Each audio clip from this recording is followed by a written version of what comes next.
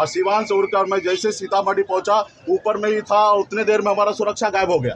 जिनको बुरा लगे उसने अभी उन्होंने तो सुरक्षा ले लिया, उनका मर्जी है, वो देश में कुछ भी करा सकते हैं। बनी हुई सरकार को गिरा देते हैं, बनी हुई विधायक को खरीद लेते हैं, मुख्यमंत्री को जेल डाल देते हैं। हम उसके सामने कुछ भी नहीं। लेकिन मैंने कोई ऐसा बयान नहीं दिया। हमने कहा भाई आप ताली बजा रहे थे क्या? संघर्ष करेगा, लड़ाई लड़ेगा, मर जाएंगे, लेकिन आपका गुलाम नहीं बनेंगे। तो मौका दीजिए, देश का सेवा करना चाहते हैं और वही जगह अग्निवीर योजना लाते हैं जिसमें 4 साल में कॉन्ट्रैक्ट बेस पे लोगों को रिटायरमेंट देना चाहते हैं। तो ये देश ऐसा नहीं चलेगा। देश पहले हमारे पूर्वज ने बहुत मेहनत करके बलिदान देके अंग्रेज से 200 साल लड़ाई लड़ा, उसके बाद हमारा देश आज़ाद हुआ और उसके बाद हम सर उठा के जीरा। आज संविधान ही जो है दिया, उसी के दम पे आज मुकेश सहनी सीना तान करके आपके सामने अपनी बात रख रहा। अगर संविधान अगर हमको नहीं मिलता तो हमको लोग नीचे में बैठने का इजाज़त नहीं देता। आज लालू जी के विचारधारा पे हम लोग चलने वाले हैं। जमीन पर से उठकर कुर्सी पे बैठने का ताकत रखते हैं। हमारा संविधान हमारा जिंदाबाद रहेगा और हमेशा जिंदाबाद रहेंगे। उसके लिए हक अधिकार की लड़ाई ने जिनको बुरा लगे उसने अभी उन्होंने तो सुरक्षा ले लिया, उनका मर्जी है, वो देश में कुछ भी करा सकते हैं। बनी हुई सरकार को गिरा देते हैं, बनी हुई विधायक को खरीद लेते हैं, मुख्यमंत्री को जेल डाल देते हैं। हम उसके सामने कुछ भी नहीं है। लेकिन मेरा पास हौसला है।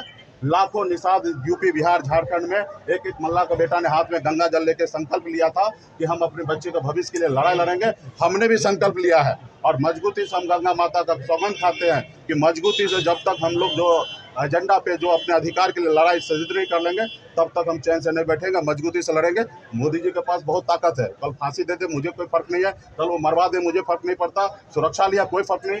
हम लोग तो मछुआरा समाज का आते, रात को 2 बजे रात को जहाँ लोग नहीं पहुँचता वहाँ पे हमारे बाप दादा मछली मारने के लिए जाते। ना हमें भूत प्रेत डकैत से किसी से डरने लगता। अभी भी शान से हम पूरे बिहार में घूमेंगे और मजबूती से अपने लोगों के लिए हक अधिकार के लिए काम करेगा। हम स्पष्ट कहना चाहते हैं कि मैंने अपना बयान पे मैं एकदम ही कायम हूँ।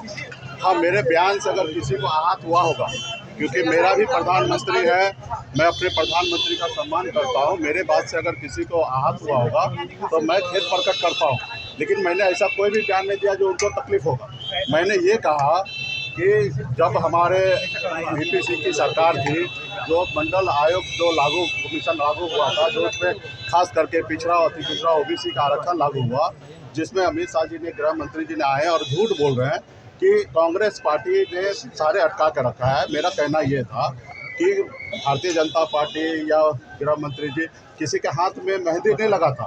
आपके पास भी कुर्सी था और 30-32 सालों में ज़्यादा से ज़्यादा समय आपके पास 17-18 साल आपके पास पावर था। 10 साल मोदी जी का, इससे पहले अटल बिहारी वाजपेयी जी का सरकार था। टोटल 17-18 साल आपके पास सरकार था।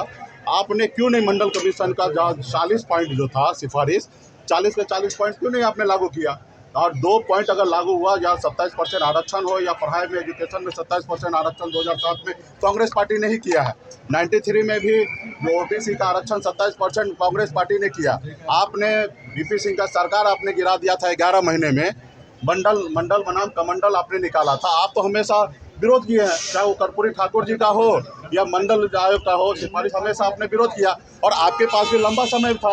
अगर आप चाहते थे ओबीसी, एससी, एसटी का अगर कल्याण करने का, तो आपको काम करना चाहिए था। उसमें भी मछुआरा का भी सिफारिश है 37 नंबर पे, 40 पॉइंट में से 37वां पॉइंट पे मछुआरा का भी आरक्षण के लिए था कि एससी एसटी में मछुआरा को शामिल किया जाए। तो ये आपने नहीं किया। बिहार के लोगों को झूठ बोल रहे हैं, आके अलग अलग बात कर रहे हैं। आप मंदिर, मस्जिद, हिंदू, मुसलमान, मुकेश सहनी क्या खाएंगे उस पर जिक्र कर रहे हैं। ये नहीं कह रहे हैं कि आपने ये किया। आपने बताइए कि आपने दिसंबर महीना में आपने हमसे मिलके कहा कि हम आरक्षण लागू करते हैं, और जब आरक्षण लागू करने की बात हुआ, सब चीज़ हो गया, आपने क्या किया? नीतीश कुमार जी को पलटा लिया और मल्ला के बेटा को आपने छोड़ दिया। तो हम अपने अधिकार के लिए लड़ाई लड़ रहे हैं। हम क्या गुनाह कर रहे हैं? हम अपने अधिकार के लिए लड़ाई लड़ रहे हैं। आपने हमारे विधायक को खरीद लिया, हमको सरकार से बाहर कर दिया, जो सरकार हमने बनाया था। आप बताइए कि हम आपका गुलाम क्यों बन जाए? हम अपने समाज के हक अधिकार के लिए लड़ाई लड़ रहे हैं। आपने गृह मंत्री जी आए, बोलते जातिवाद हम खत्म करेंगे, मेरिट पे राजनीति होगा। तो क्या आप चाहते हैं कि एससी एसटी का, ओबीसी का, तमाम लोगों का आरक्षण आप खत्म करना चाहते हैं? तो इसलिए आप सारे चीज़ें आपको स्पष्ट करना पड़ेगा कि आप किसके साथ हैं। और रहा कि आप बताइए, मेरे बयान से हो सकता किसी को तकलीफ होगा। लोकतंत्र की लड़ाई लड़ रहे हैं हम लोग भाई, ये लोकतंत्र है। आप बताइए कि हमको Y+ का सुरक्षा मुहैया हुआ था और ये भारत सरकार के द्वारा दिया गया। और Y+ सुरक्षा जो होता है वो एक प्रक्रिया से मिलता है और एक प्रक्रिया से उसको ख़त्म किया जाता है। हम यहाँ पे कुछ बयान दिए जो उसको तोड़ मरोड़ के मीडिया के द्वारा या वो तोड़ मरोड़ के वो सुने, जिससे उनको बुरा लगा। अब बुरा लगने से हमारे सुरक्षा से आपको क्या संबंध है? आप हमसे लड़ाई लड़ते हैं, हम उस पर आपसे बात करते कि हमने क्या कहा और आपने क्यों सुना। आप बताइए कि मैं यहाँ से हेलीकॉप्टर से उड़ा और मैं सिवान गया, और सिवान से उड़कर मैं जैसे सीतामढ़ी पहुंचा, ऊपर में ही था, और उतने देर में हमारा सुरक्षा गायब हो गया। जो लोग हमारे सुरक्षा कर्मी गए तो वो बोले कि आपका सुरक्षा विड्रॉल हो गया, और जबकि अभी तक ऑथराइज कोई भी लेटर हमारे पास नहीं आया। सिर्फ एक बयान को लेकर आप सुरक्षा वापस कर ले रहे हैं। यानी कि आप चाहते हैं कि मुकेश सहनी को मरवा दे, तो आप दे दीजिए फांसी का सजा मुझे। अगर मैं अपने जात के हक अधिकार के लिए, मछुआरा के लिए, मल्ला के लिए अगर लड़ाई लड़ना मेरा अगर गुनाह है, तो मैं कहता हूँ माननीय प्रधानमंत्री जी, राष्ट्रपति महोदय, सब आप ही का है। आप मुकेश सहनी को कल फांसी पर लटका दीजिए, मुझे कोई फर्क नहीं पड़ता। हमने पहले भी कहा, एक सीट को लेकर भाजपा के साथ राजनीति करना, इससे अच्छा मैं जहर खा लूंगा, मर जाऊंगा, लेकिन भाजपा के साथ राजनीति नहीं करूंगा। हाँ, मेरे अधिकार की अगर बात होगा, मेरा अधिकार दीजिएगा, तो निश्चित तौर पर हम आपके साथ खड़ा रहेंगे। अगर जब तक मछुआरा का बेटा को, मल्ला का बेटा को अधिकार नहीं दीजिएगा, हम चट्टानी एकता के ताकत के साथ खड़ा रहेंगे। जैसे दशरथ मांझी ने कहा था, जब तक तोड़ेंगे नहीं तब तक भाजपा को छोड़ेंगे नहीं। उसी तरीके से मल्ला का बेटा, आपसे वादा करता हूं कि हम लड़ाई लड़ेंगे, हम संविधान को बचाने की लड़ाई लड़ें। आप बताइए, लोकतंत्र है। आपने हमें Y+ सुरक्षा दिया, किस आधार पे दिया? हमारे जान माल का खतरा था, आपने दिया।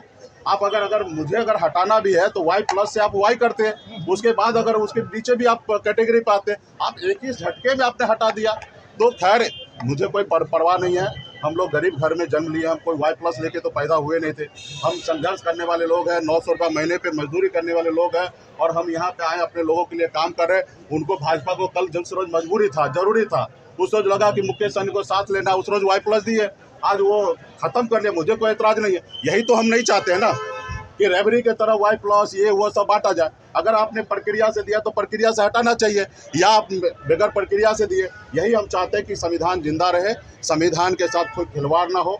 कोई सरकार सरकार आएंगे जाएंगे, ये देश हमारा रहेगा, हमेशा रहेगा। इस देश के लोग हमेशा रहेंगे। इसमें भाईचारा कायम रहना चाहिए, गरीब पिछड़ा के अधिकार की बात होना चाहिए। आज भी हमारे लोग के रहने के लिए घर नहीं है, तकलीफ होता। आज भी हमारे लोग इलाज नहीं करा पाता, अपने बच्चे को दम तोड़ देता उसका बच्चा, हम उसको कुछ नहीं कर पाते, क्योंकि ना हमारे पास पैसा है, ना हमारे पास पावर है।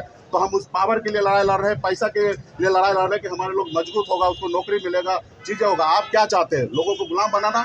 5 किलो चावल देकर आप चाहते हैं कि देश के लोगों को हम गुलाम बना कर रखें? 5 किलो चावल से क्या होने वाला? और वही चावल किसी का घर का है, ये भारत सरकार का, देश का हर एक नागरिक का उस पर अधिकार है।